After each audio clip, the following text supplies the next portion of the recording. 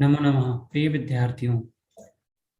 हम सभी ने सैमुसी द्वितीय भाग का प्रथमः पाठ व द्वितीय पाठ का अध्ययन कर लिया है।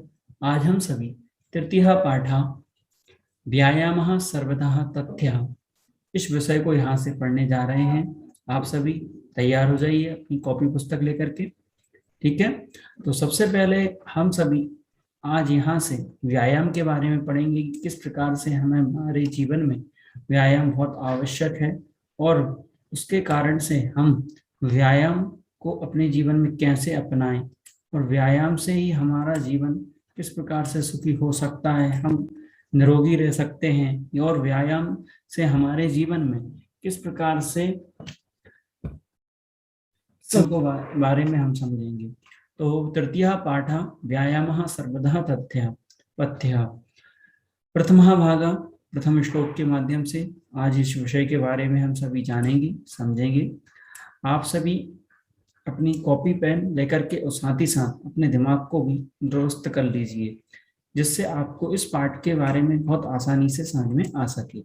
तो सबसे पहले पाठ का शीर्षक देखिए, व्यायामः सर्वदा पथ्यः लिखा हुआ है। तो इसका अर्थ क्या? व्यायाम आप सभी जानते हैं, आज वर्तमान में हम सभी प्रतिदिन सुबह से व्यायाम करते हैं, योग करते हैं, जिसको हम योग का नाम दिए हैं। सर्वदा मतलब होता है हमेशा, पथ्य मतलब कल्याणकारी। तो व्यायाम हमेशा कल्याणकारी है। इस प्रकार से इस पाठ का ये शीर्षक का अर्थ हुआ। ठीक है, और ये पाठ हमें ये भी बताएगा कि हम किस प्रकार से प्रतिदिन व्यायाम करें। विभिन्न श्लोकों के माध्यम से इसमें हम सीखेंगे कि कैसे हमें अपने जीवन में व्यायाम को एक नया स्थान देना चाहिए। चलिए विद्यार्थियों, हम सभी चलते हैं इस पाठ की विषय वस्तु की ओर। तो सर्वप्रथम ये चित्र के माध्यम से आप देख रहे होंगे कि एक बालक यहाँ दिख रहा है व्यायाम करते हुए, कुछ आकृतियां दिख रही हैं पीछे। ठीक है, अब सबसे पहले पाठ का परिचय पढ़ेंगे हम, उसके बाद इसकी विषय वस्तु के बारे में हम जानेंगे। तो सबसे पहले पाठ परिचय कवि के द्वारा किया जा रहा है कि कवि अस्य पाठस्य कवि लेखका व अस्ति आचार्य सुश्रुतः। इस पाठ के कवि व लेखक हैं, कौन है? आचार्य सुश्रुत हैं।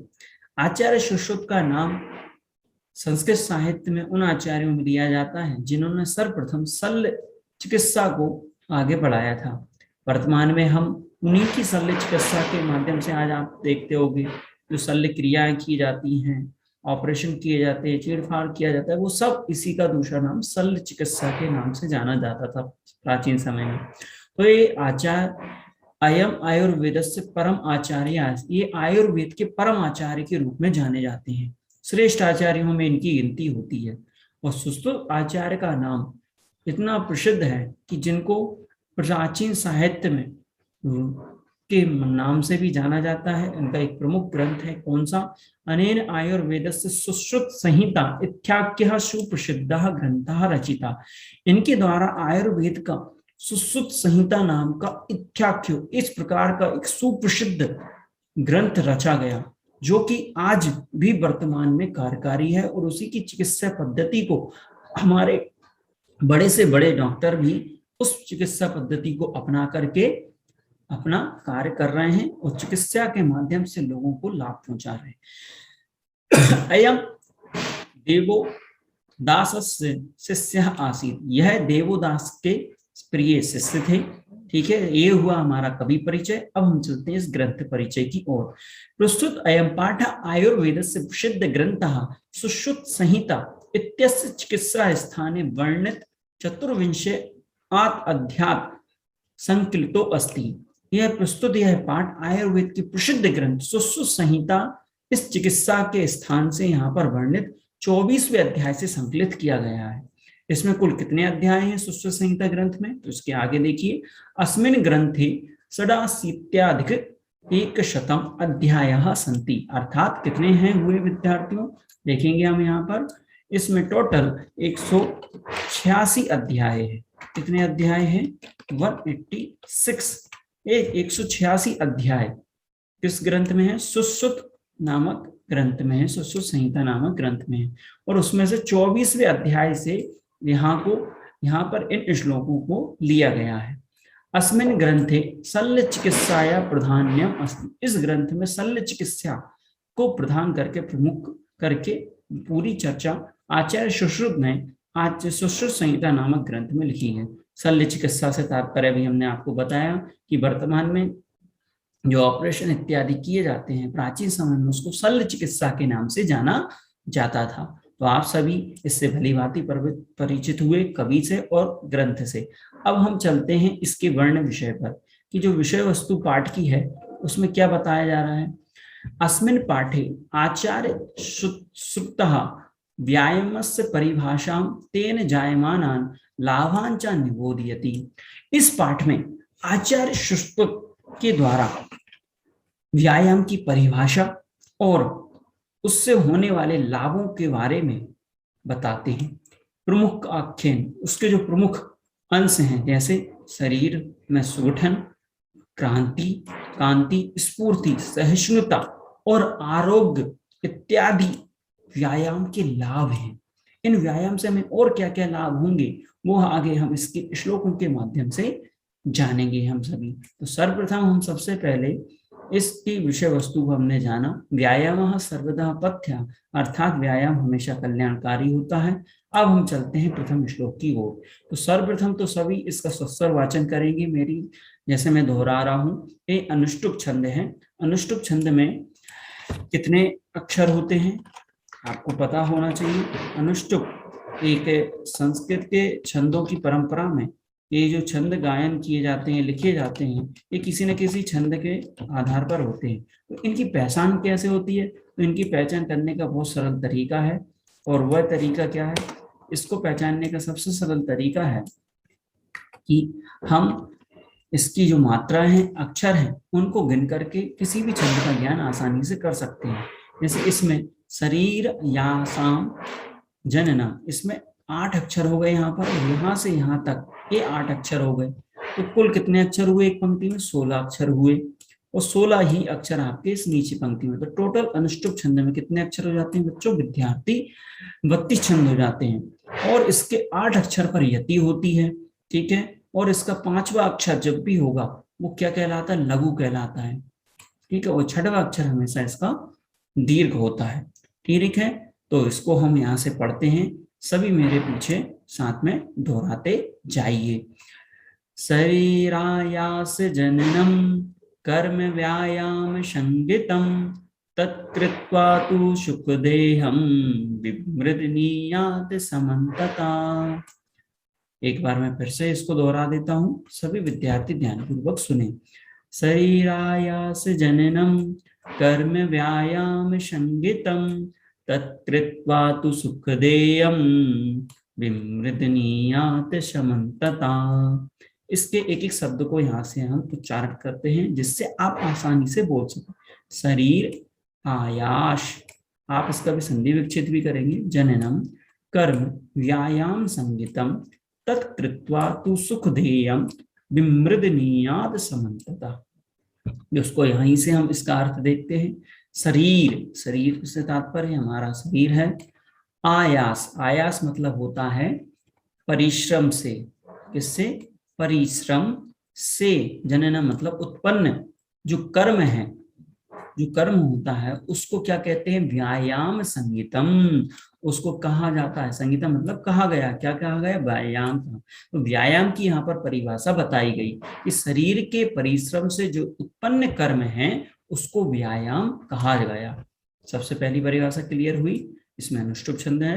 दूसरी पंक्ति से देखते हैं। तत्कृत्वा तु सुखम देहम विमृदनीयात समता। विमृदनीयान की जगह पर हम मर्द एत भी बोल सकते हैं। तो तत्कृत्वा, तत् मतलब वह मतलब क्या? शरीर। तो शरीर के करके, वैसे ही शरीर करके सुखी शरीर के देह को, अर्थात शरीर को पूरी तरह से क्या करना चाहिए? समन्तता, अर्थात पूरी तरह से।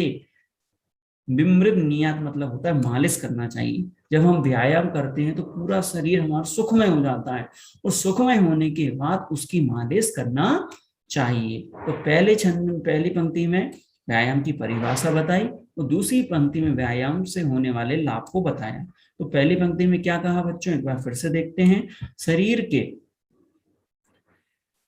परिश्रम से उत्पन्न कर्म को व्यायाम कहा, और उस शरीर के ही जो सुख की प्राप्ति हुई उसके पूरी तरह से हमें मालिश करना चाहिए। चलिए अब इसके हम अन्वय की ओर बढ़ते हैं। तो सबसे पहले शब्दार्थों को देखेंगे। इसके मुख्य शब्दार्थ है शरीर आसन जन्म अर्थात शरीरस्य प्रयत्नेन उत्पन्न, शारीरिक परिश्रम से उत्पन्न। देहम अर्थात शरीर, शरीर को कहते हैं, पर्यायवाची है। विमृतनीयात अर्थात मर्दयेत अर्थात मालिश करना चाहिए। समन्तता अर्थात सर्वता अर्थात पूरी तरह से। ठीक है, आगे देखिए इसी के अर्थों को। अब आगे देखते हैं हम।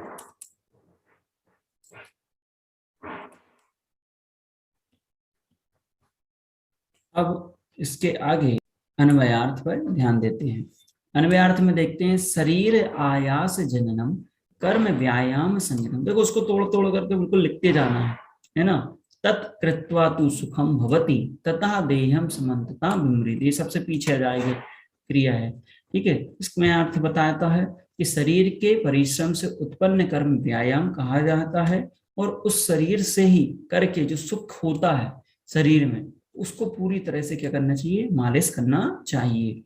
आचार्येण सुश्रुतेन, भावार्थ पर ध्यान दीजिए, आचार्येण सुश्रुतेन वर्णितम यत् मानव शरीरस्य प्रयत्नेन उत्पन्नम कर्म एव व्यायाम कथ्यते। विद्यार्थियों यहाँ पर विशेष रूप से ध्यान दीजिए, क्योंकि ये श्लोक हमारे जीवन के लिए भी बहुत उपयोगी, क्योंकि इससे हम व्यायाम किस प्रकार से हमें करना चाहिए, व्यायाम हमारे लिए क्यों जरूरी है, इन सब बातों को भी हम इस श्लोक में सीख रहे हैं। ठीक है, देखिए तो आचार्य सुश्रुत के द्वारा वर्णित है कि मानव शरीर के प्रयत्न से उत्पन्न जो कर्म है उसे क्या कहा, व्यायाम कहते हैं। व्यायाम की परिभाषा भी आपसे पूछ सकते हैं, इसलिए आप इसको संस्कृत में इस प्रकार से इसमें से लिख करके लिख सकते हैं। तत् व्यायाम कृत्वा मानवा सुखम प्राप्नोति। तत् मतलब उस व्यायाम को करके मानव किसको प्राप्त करते हैं, सुख की प्राप्ति करते हैं। व्यायाम अनंतरम मानवः शुह देहम सर्वतः मर्दयेत। व्यायाम के बाद मानव शरीर को, अपने शरीर को क्या करना चाहिए, पूरी तरह से मालिश करना चाहिए तेल की। ठीक है, उसकी कसरत करने के बाद उससे उसको बहुत आनंद की प्राप्ति होती है। एतत् कारणेन शरीरम स्वस्थ्यम तिष्ठति। इस कारण से शरीर क्या हो जाता है, हमारा स्वस्थ हो जाता है। और हम सभी को भी स्वस्थ रहने की प्रतिज्ञा करनी है, क्योंकि देखो आज वर्तमान में चारों तरफ कोविड-19 के कारण शरीर की इम्यूनिटी पावर बढ़ाने के लिए कहते हैं योग करिए। योग प्रतिदिन करने से हमारी शरीर की इम्यूनिटी पावर बढ़ता है, जिसके कारण से क्या होता है, हम स्वस्थ रहते हैं। बाहर का खान पान नहीं होना चाहिए, स्वस्थ भोजन करिए, रात्रि भोजन नहीं करिए, संध्या काल से पहले 7 बजे से पहले आप भोजन कर लीजिए, तो जिससे पाचन क्रिया आपकी ठीक बनी रहे। तो यही बात कवि यहाँ पर कह रहे हैं श्लोक के माध्यम से कि व्यायाम शरीर के परिश्रम से जो उत्पन्न, जब हम परिश्रम नहीं करेंगे, हमें आलसी बना दिया इस कोविड के काल में, इसलिए हमें परिश्रम प्रतिदिन करना चाहिए, प्रतिदिन व्यायाम करना चाहिए, हमारी दैनिक दिनचर्या होनी चाहिए। तो चलिए अब इसके हम विशेष अर्थ की ओर बढ़ते हैं। ठीक है, आप सभी ने इसको अच्छे से समझ लिया होगा। ठीक है, अब इसके विशेष अर्थ में देखिए संधि। तो शरीर आयास जननम का संधि विच्छेद होगा, शरीर प्लस आयास जननम। ये स्वर संधि है, दीर्घ संधि का भेद है, स्वर संधि का भेद है दीर्घ संधि। ठीक है, इसके पहले में अक है और यहाँ पर भी अक है, तो अक होने पर असमान वर्ण होने पर यहाँ दीर्घ संधि हो गई। कृत्वाय प्रत्यय है, क्री धातु कत्व प्रत्यय करके अर्थ में होता है, और संगीतम अर्थात सम प्लस ज्ञा प्लस कृत, इसमें सम उपसर्ग है, ज्ञा धातु और कृत प्रत्यय प्रयोग किया है। कहा जाता है, जाना जाता है भी कह सकते हैं हम। ठीक है, समास विग्रह देखिए इसका 2 प्रकार से किया है। शरीरा से जननम, शरीर से आयास अर्थात षष्ठी तत्पुरुष समास, और शरीरासास तेन जननम ये शब्द बन गया, और तेन जननम अर्थात तृतीय तत्पुरुष समास। तो इस प्रकार से इसमें समास विग्रह भी बता दिया गया है। अब हम इसके बोध प्रश्नों को जानते हैं।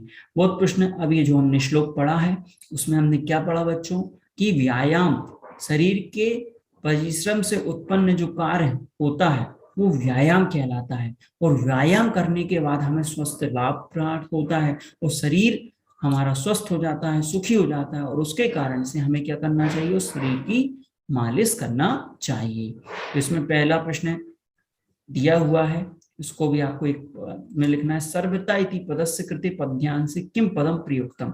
जो सर्वता शब्द आया है वो पद के किस पद्यांश के किस पद में प्रयुक्त हुआ है आपको बताना है। व्यायाम का परिभाषा, व्यायाम की परिभाषा एक वाक्य में आपको इसमें लिखना है। इसी के बाद देखिए तीसरा प्रश्न है, श्लोकम पठित्वा अन्वयम पूरयत। और जो श्लोक दिया है उसका हमने अन्वय बताया था, तो इस खाली स्थान को आपको पूर्ति करते हुए इनको भरना है। तो इस प्रकार से हमने प्रथम श्लोक के माध्यम से जाना, समझा और हम सभी भी व्यायाम करना चाहिए, व्यायाम की परिभाषा को समझा। धन्यवाद विद्यार्थियों।